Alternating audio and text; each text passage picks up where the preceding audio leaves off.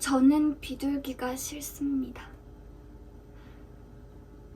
얼마만큼이냐면 당신이 무엇을 생각하든 그것보다 큽니다.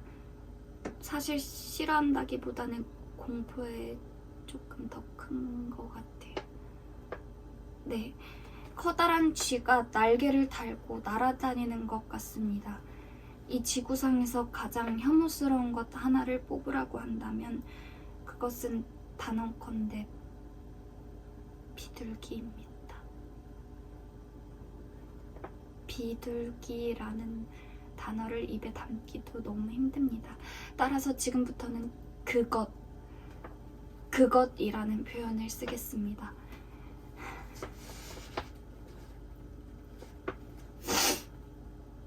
제가 그것을 싫어한 게 언제부터였는지 정확히 기억은 나지 않습니다.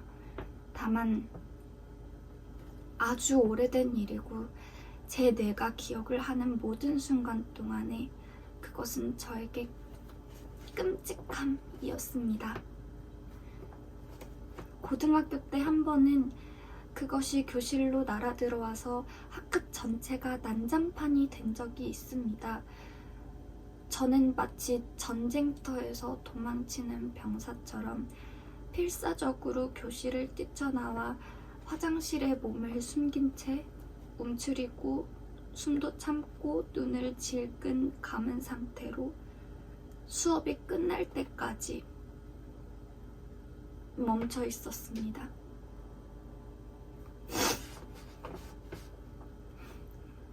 남들이 평범하게 하는 산책도 저에게는 무리입니다. 저도 날씨가 좋은 날에는 한강 같은 데 가서 피크닉도 즐기고 싶고 라이딩도 하고 싶지만 감히 저는 엄두조차 내지 못합니다. 물론 밤에는 가능합니다. 밤에는 그것들이 자기 때문입니다. 따라서 밤은 저에게 유일한 구원의 시간입니다. 그로 인해 저의 모든 생활 패턴은 밤으로 맞춰지고 있습니다.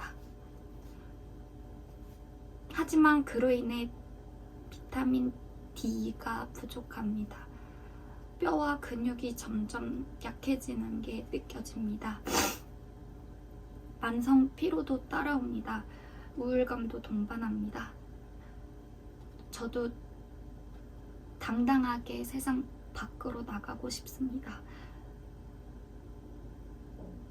도대체 제가 무슨 죄를 지었을까요? 무슨 잘못을 했길래 이런 시련을 겪어야 되는지 억울합니다.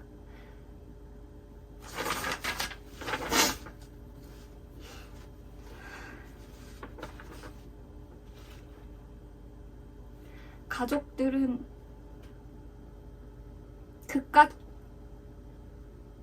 그것 하나가 뭐가 그리 무섭냐? 꼬마들도 안 무서워한다. 나이가 부끄럽다. 창피하다 말합니다. 하지만 당사자가 아니면 이거는 모릅니다. 어떤 이에게는 벌레가 그것이고 황공포증이 있는 이에게는 동그라미가 그것인 것처럼 저한테는 그것입니다.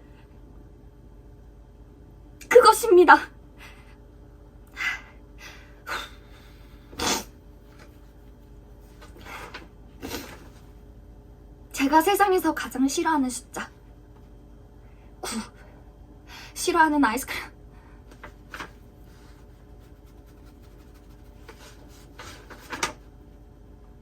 아이스크림 99콘. 9와 관련된 모든 음절이 제 온몸의 이 모든 감각을 다 마비시킵니다.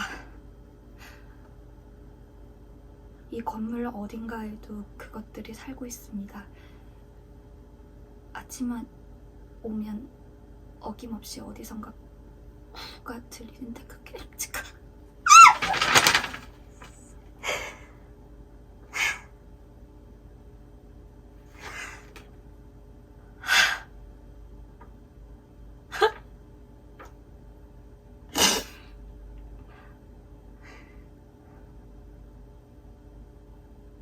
사람들이 지금 되게 간과를 하고 있는 거거든요.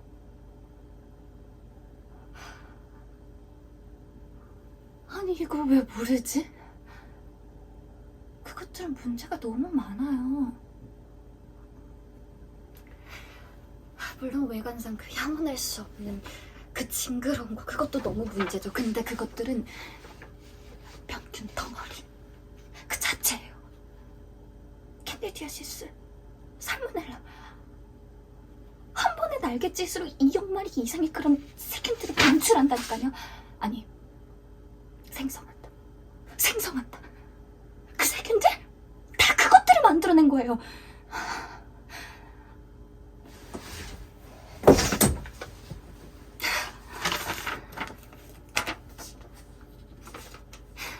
방콕에 사는 어떤 정신 나간 여자가 매일같이 그것들한테 모해를 주다가 그만 크립토코쿠스 네오포르만스 곰팡이 포자를 폐로 들이마시는 바람에 폐렴에 걸렸대요. 멍청한 뇌편내라는 거죠. 이것이 멍청한 은혜로, 멍청한 배려심. 놀이터도 너무 위험해요. 아이들이 뛰어노는 그 놀이터, 그것들의 배설물로 득실득실하거든요. 엄마들아 제발 정신 좀 차리세요. 만약 당신 아이가 놀이터에서 놀고 있다, 당장 집으로 데려와서 씻기고 입고 있던 옷을 소각하고 단호하게 교육해줘. 다시는 그건 옆에 얼씬도 하지 말고. 상상.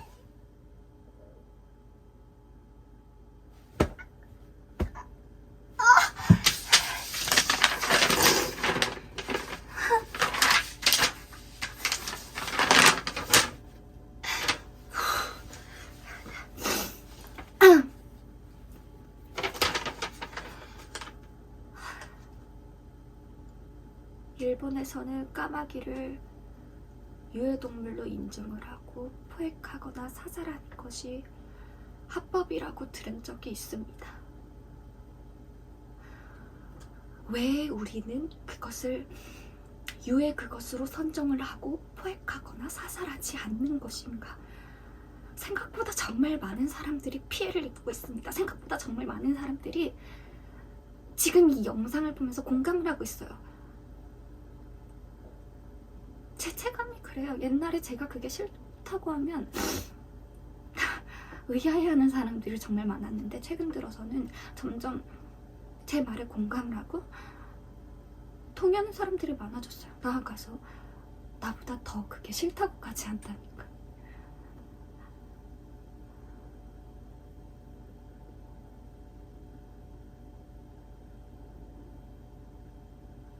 경솔한 것들.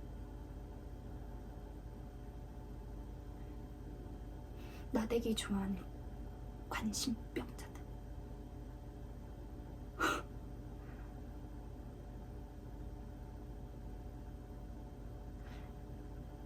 밤이 나보다 더라는 표현을 써? 그동안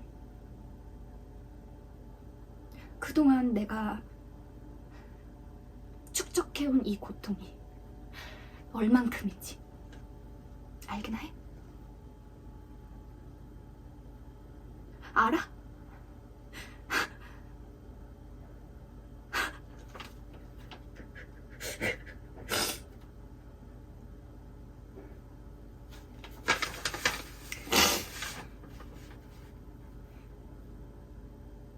결론적으로 그것들은 점점 더 돌연변이로 진화할 것이고 언젠가 우리 모두는 그것들의 해로움에 잠식당할 것이란 것입니다. 그땐 이미 늦었겠죠. 세상은 더 이상의 탈출구가 없을 겁니다.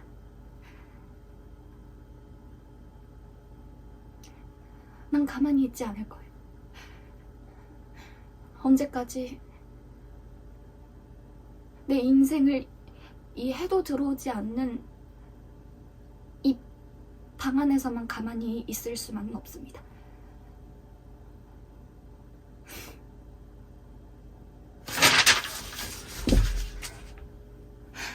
난 그것들과의 전쟁을 선포합니다.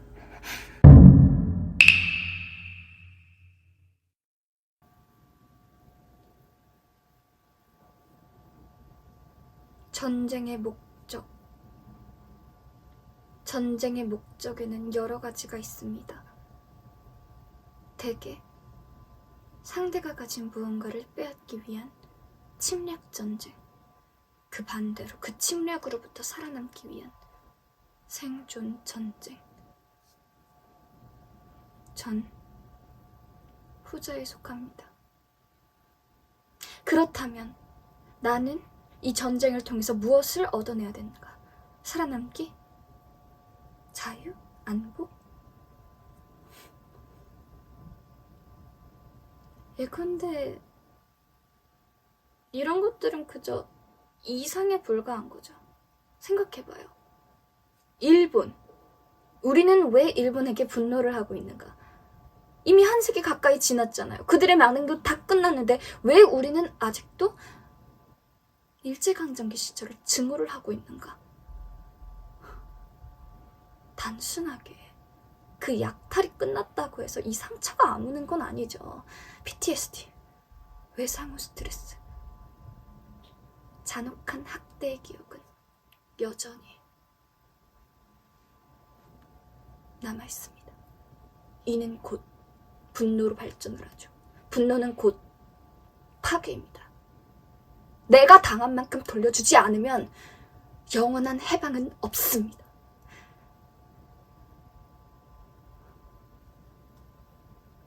내가 당한 만큼 그것들을 파괴해야 합니다. 다도.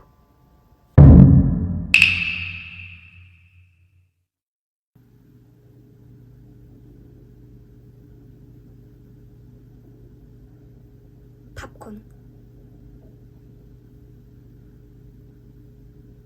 사이아나칼륨, 즉 청산가리 용액.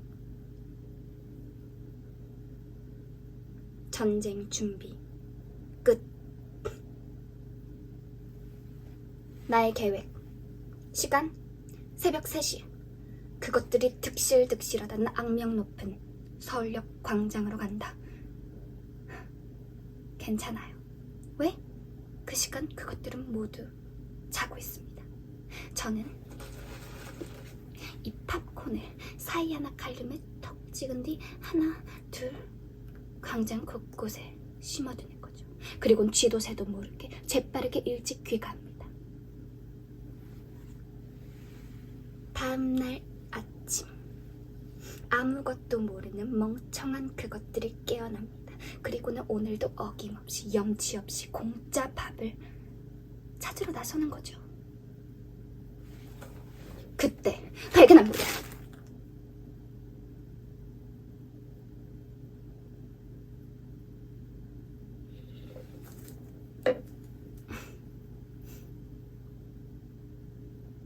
이게 뭐야? 팝콘. 아니 누가 아깝게 이런 거를 여기에다 이렇게 흘리고 갔어. 나 다이어트 중인데 이걸 안 먹을 수도 없고. 맛만 볼까?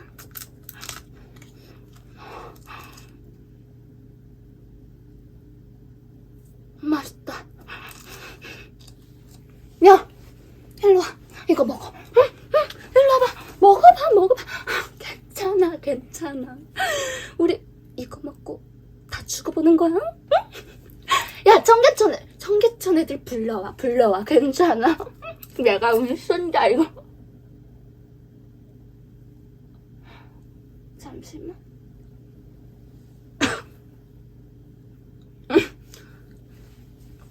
왜 이래? 아니야, 괜찮아.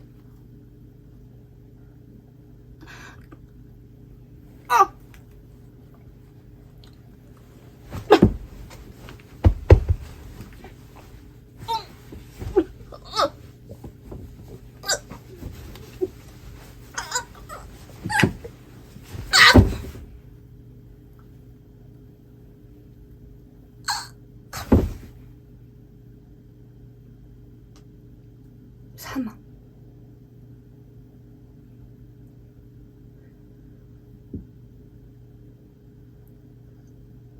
다음날 아침 뉴스에 나오겠죠. 서울역 그것 의문의 집단 사망.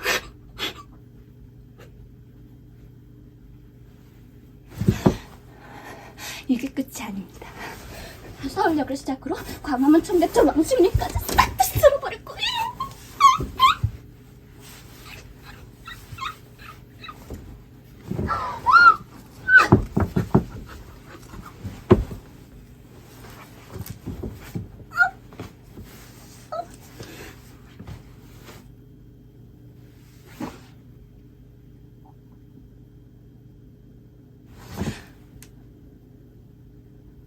평화는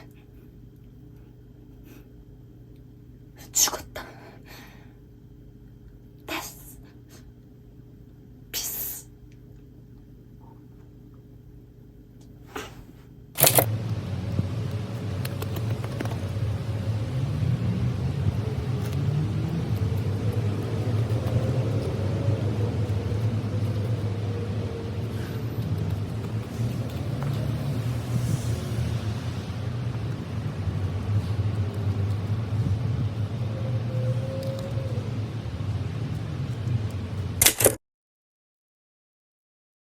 어제 아침 서울역에서 평소 노숙을 하던 김모 씨가 바닥에 떨어진 팝콘을 주워 먹고 현장에서 즉사하는 사건이 발생했습니다.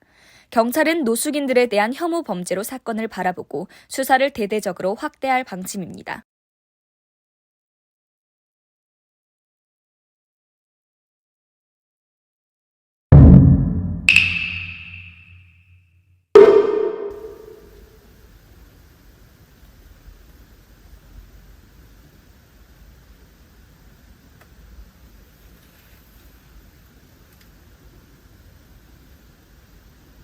저는 살인자입니다.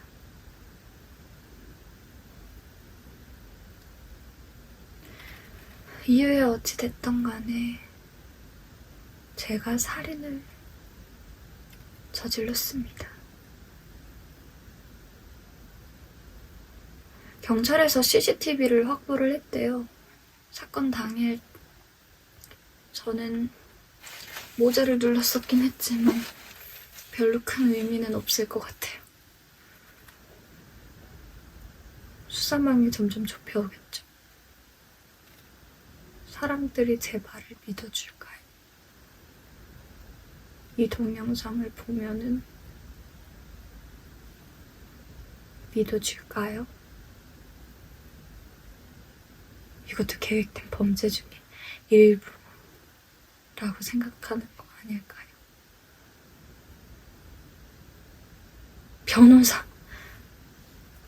변호사를 사야겠다. 내 이 억울함을 풀기 위해서는.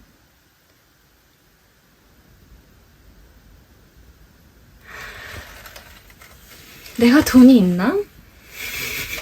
변호사 얼마 정도 하지? 살인사건 같은 경우는 더 비쌀 것 같은데. 빌리면 되지. 그래, 빌리면 되지. 누구한테? 엄마한테. 엄마한테 빌리면 되지, 그래. 뭐라고 하지?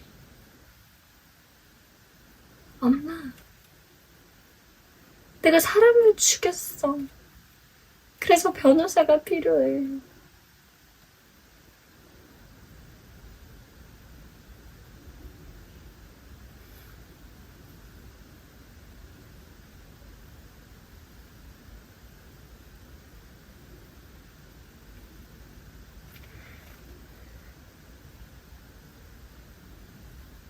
억울하네.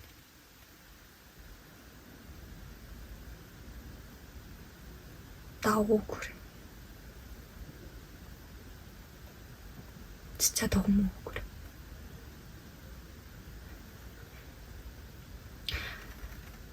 나는 그 사람을 죽이려고 했던 게 아니었잖아요. 나는 그 사람을 죽이려고 했던 게 아니에요. 나 당신 죽이려고 했던 거 아니야. 정말이야.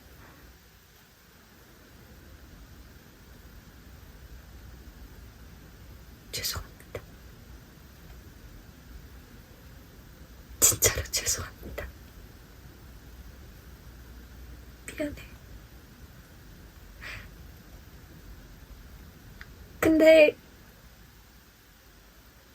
나 좀 용서해주면 안 돼요? 나 좀 용서해주세요. 나 이렇게 빌게요.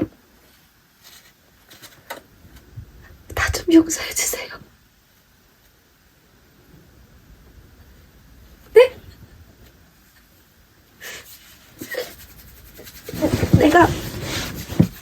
내가 잘못했어요.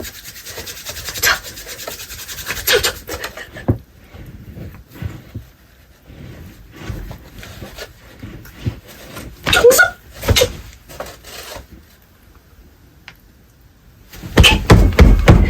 어차피 그냥 길바닥에서 버려지고 거기서 죽을 인생이었잖아. 아니야?